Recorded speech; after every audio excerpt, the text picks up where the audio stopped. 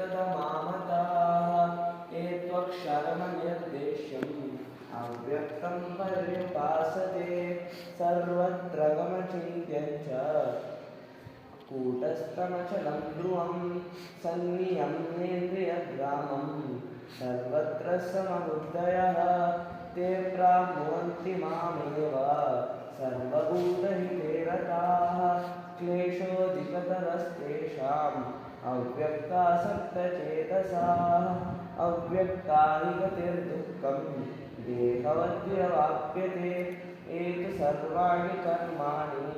मयि सन्न्यस्य मत्पराः अनन्येनैव योगेन मां ध्यायन्त उपासते तेषामहं समुद्धर्ता मृत्युसंसारसागरात् भवान् न चिरात् पार्थ मय्यावेशितचेतसा मय्येव मन आदत्स्व मयि बुद्धिं निवेशय निवशिष्यसि मय्येव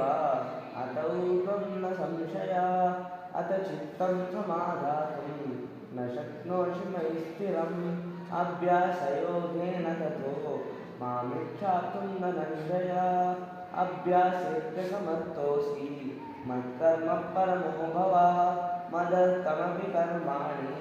कुर्वन् सिद्धिमवाप्स्यसि अथैतदप्यसक्तोषि कर्तुं मद्योगमाश्रितः सर्वकर्मफलत्यागं त्यागच्छान्तिरनन्तरम् अद्वेष्टः सर्वभूतानां मैत्रकरुण एव च निर्ममो निरहङ्कारः समदुःखसुखः क्षमी सन्तुष्टः सततं योगी यतात्मा दृढनिश्चयः मय्यर्पितमनो बुद्धिः यो मद्भक्तः स मे प्रियः यस्मान्नोऽभिरते लोको लोकान्नोऽभिरते च यः हर्षवर्षभयोद्वेगैः मुक्तो यस्य च मे प्रियः अनपेक्षश्रुतिर्दर्शः उदासीनो विकल्पितः सर्वरङ्गपरित्यागी यो मद्भक्तश्च मे प्रियः ॐ तत्सदिति श्रीमद्भगवद्गीतासु उपनिषत्सु ब्रह्मविद्यायां योगशास्त्रे श्रीकृष्णार्जुनसंवादे